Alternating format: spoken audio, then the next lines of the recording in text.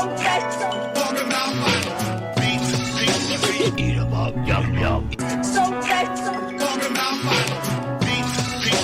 Eat 'em up, yum yum. Yo, what up, fam? It's your boy JC, Vinyl Beats and Needs, with another episode. But before we get into that episode, let's take a quick break with a word from our sponsors. Eat 'em up, yum yum. Eat 'em up, yum yum. Eat 'em up, yum yum. Eat 'em up.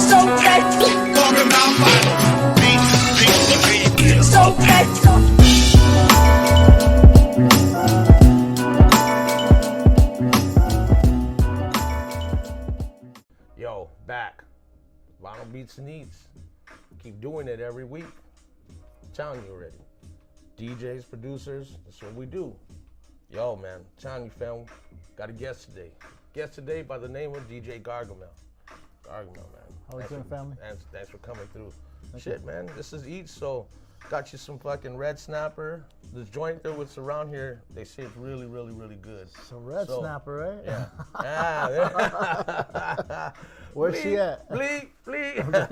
So check that out. Everybody says it's good. I really don't fuck with fish, so, you know, I just go off with other people. But, man, shit, other than that, man, I know you fucking drivers. Like you said, I live out in Vegas and shit. But you know what I think it was? I think it was just the timing, because everybody, you know, this is... Around that hour? Yeah, everybody was coming on from work and whatnot. Right. Nevertheless, we're here, man. Yeah, shit, that's what you know, you got to make it happen. Man, so try your red snapper. I want to know how that shit is, man. I want to, you know, so far... few of our guests that have come in, you know. Who's tried this? Master C, Alcoholics. Okay, yeah. And he said it was great. And then DJ Gloss, which is he DJ like for Project Blow and stuff. But okay, that's good. Watch out for the bones though. That's real fish. Oh, okay. Yeah, so that's one thing they were saying. The only knock on it, it's bone, but you know it's real fish. Yeah. So yeah. So. It ain't artificial. Exactly. So. Man, you know, see you out there, Gargamel. I see you out there. You know, you been a long time, bro. You putting in work. I see, you know. Shit. I mean, your body of work alone, you know, just automatically, you know, you've been around for a minute, you know, kind of like brushed up on you. I like to say that, well, I pretty much say that I don't try to follow too much on a guest. Because I want to know just like everybody else, you know. So I say that quite often with guests to come in here, and you know, other than that, so like, man, so you know, what have you been up to? What projects you working on? What do you know? What you fucking with? Currently, yesterday, I have a buddy named Omar. He has a label called Water the Plants. Okay. And he owns a restaurant called Taco Naso. The one in industry? Yeah, all of them. And Taco Naso's fucking, hey, they got some shit, man. Yeah. I remember they used to come down and cater every now and then to a job I used to work with. He supports a lot of hip hop. Okay. So he actually works with a lot of underground hip hop artists. I know he's done stuff with Tumex. Psycho Realm. He's done stuff with all types of people. Right. So I've been in the studio with him for the last month, and I mean I've been working with him since I was a kid. So you're working on a project right now? Yes, I've been in the studio with him for the last month, working on a soundtrack. Whatever happens with that is, you know, on them. Right. I'm just playing my position. Right. You know. So it's a soundtrack for a movie. I'm just playing my position. Oh, okay. You know what I mean? I can't. Doesn't want to give it too much. Yeah, that's what it is. You know, one thing I learned is, you know, just play your position. Whatever happens with the situation, happens with the situation. But that's in Omar's hands. Okay. But I've been in the studio with them for the last month, and So I've been working on that. And as far as like production goes, been doing that. So that's music production. Wow. All right. As far as projects, I have a studio that I own in Uptown Whittier. Okay. And I've had that for close to 18 years now. Oh, okay. And last Saturday, I believe, we had a 12-hour live stream. We had Tony G there. He's pretty much like our cool Herc, you know. Right. Oh yeah, most definitely. Tony's there. Yeah. We had Havoc, one of the original beat junkies. Was that one with DJ High C was on there too? Yeah, High C. Right. Okay. Yeah, I saw. Yeah, that's right. I did, and I reposted that for you. Yeah. So that was this past weekend, right? Yeah. Okay. Yeah. So we try to get a little bit of all flavors, just so it doesn't get stale, but at the same time, just curated right, where we have everybody that's top notch and right. Just a mutual respect. So the whole idea with that is just getting everybody back to reality, and because everybody lives in on their phones and in a digital world. In a digital world, and right. Back when I was coming up, we would have these record pool meets where all the DJs would come together and just exchange, vibe out, and promote, and exchange music, etc. I used to do street promotion back then too. Okay. So I worked for a company, Mad Pro with E1. Nerve and E1. That's my boy. Yeah, okay. Nerve's the one that did our logo. Okay, so you know exactly what I'm talking about. Oh yeah. That was. I mean, everything was hands-on. Exactly. Everything was no fucking internet or anything like that. Like everything had to be like word of mouth or pretty much physically going and doing it. Exactly. So you completely understand the whole genesis of everything. Right. And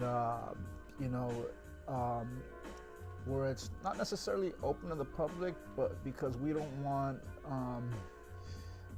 the vibe to be disturbed. Right. Where it's not necessarily about money, because then things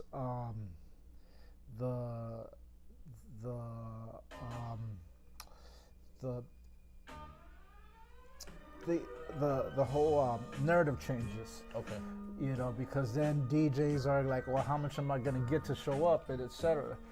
And we didn't have that back in the day. Exactly. People showed up. People showed up. Now you're right though. It's about money. It's about money. That's basically what it comes down to. It's about money.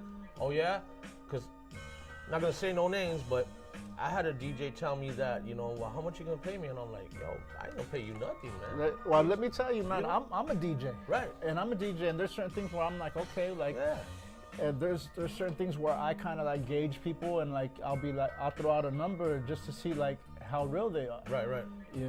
But if I see that the whole say genesis of something is for the cause, for the community, right, and that it's not open to the public.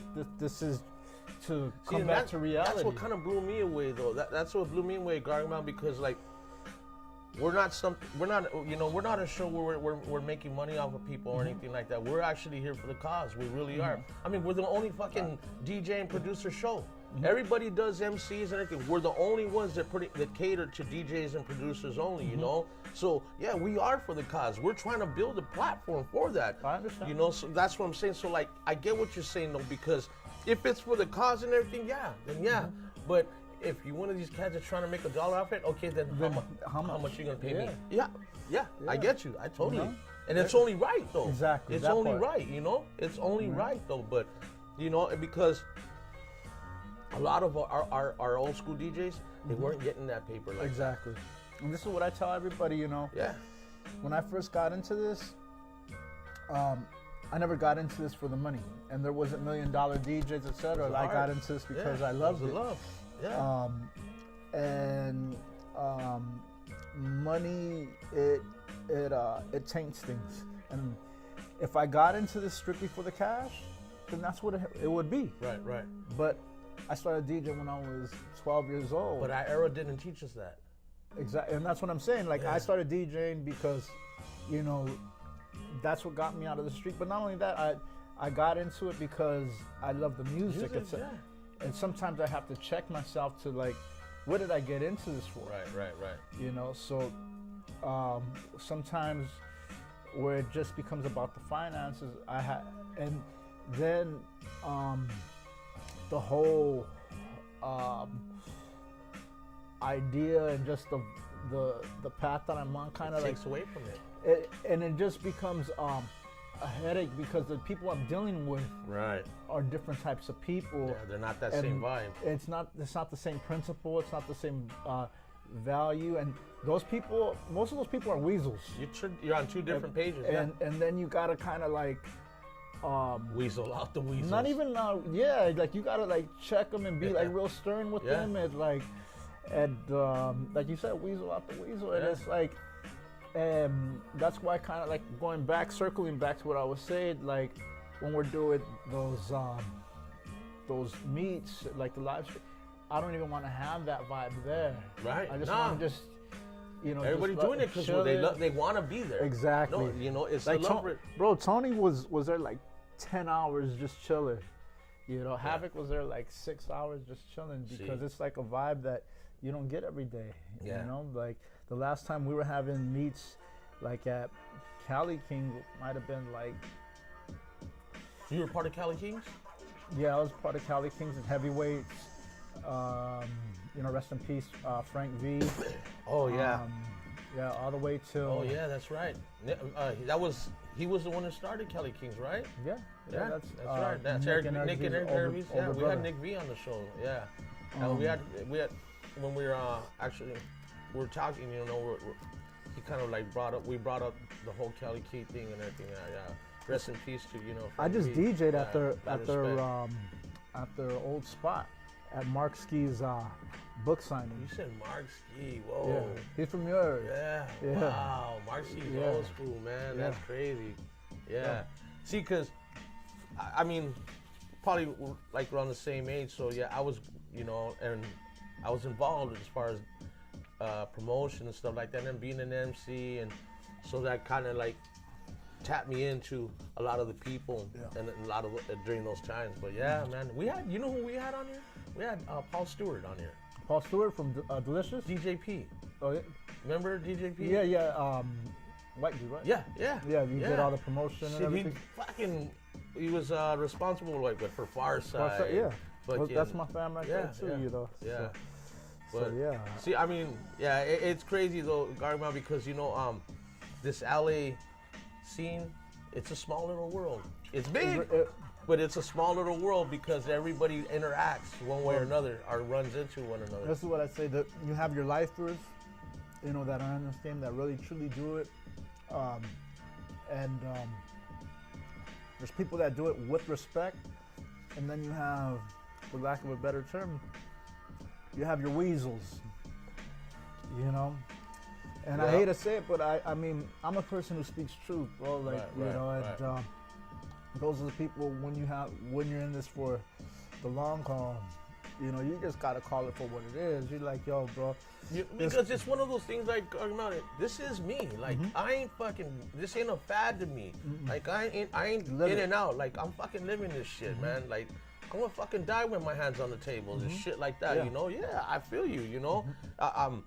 I feel the same way too, you know? I'm real passionate about it, you know? This whole music thing, you know? And like I said, I was able to see the sides of the DJ, the producer, the MC, the promotion, and everything like that. And you know what? Nah, man, I wouldn't trade it for the world, Gargamel. I love this fucking music, man. I love, you know, besides hip hop in general, just music, you know, all around. Yeah, but likewise. Likewise. I mean, I tell people all the time, music saved my life. You know, music saved my life. I mean, it's taken me all across the globe. It's the soul, man. And I mean, you know, I don't think anything else would have taken me, you know, to you know, lands that I never would have thought I would have made. I think if it wasn't for music, I mean, I don't think I would have made it to the age that I am, because as a kid growing up where I grew up, oh yeah, we didn't think that we're gonna make it to 18 because everybody's going to juvenile hall, YA, and then we're expected to go to prison. Or if not, getting shot. Dead. Exactly. Yeah, shit like that. Yeah, caught up. Or no, you're right. You're right. And you know, so you're one of the fortunate ones, actually. You know, they made up music, man. I mean, for whatever it is, whether a kid plays a sport or whatever it is, you find that avenue to go down because you know you don't want to be doing this shit. You know. And you lock in, and you use that as your tool to get you the fuck out of there, And I think the difference between with DJing as opposed to the sport is, unfortunately, sometimes the sports stop with us after, like, you know, 21, 22, 23, because, you know, not all of us can be pros. Exactly, that part. Right. But with music, you keep going.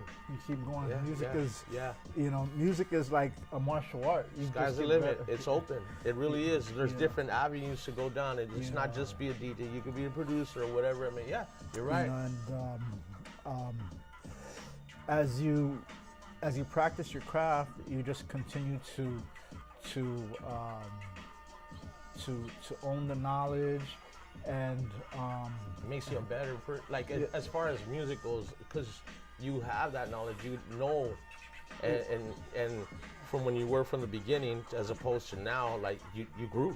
Exactly, and you continue to grow. Yeah, you continue to grow, and like you just it's almost I look at it like a martial art, because you just become like a monk.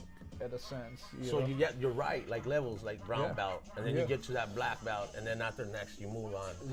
You know, and I mean, that's how I look at it. So it's like, that's a good way to look at it. No, that's a good way to look at it, man. That's a good way to look at it.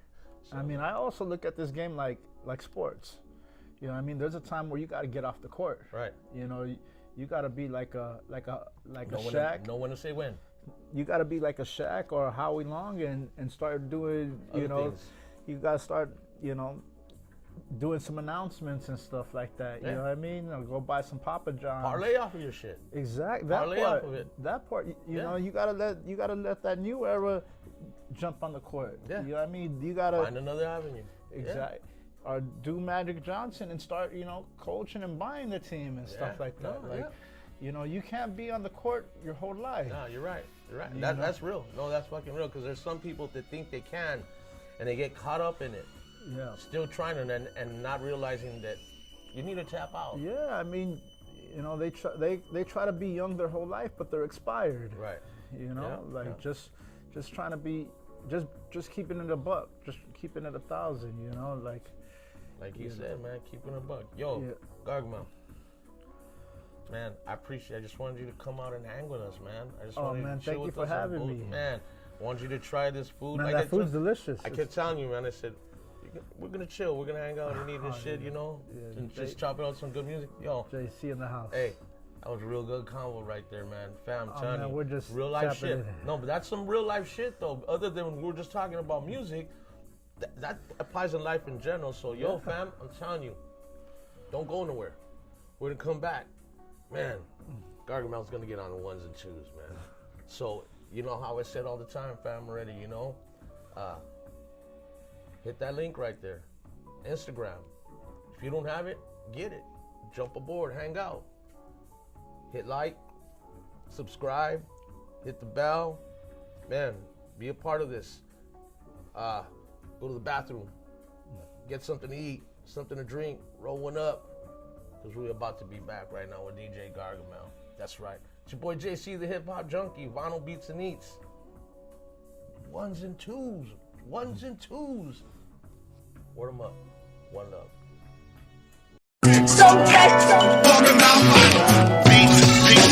Eat 'em up, yum yum. Eat 'em up, yum yum.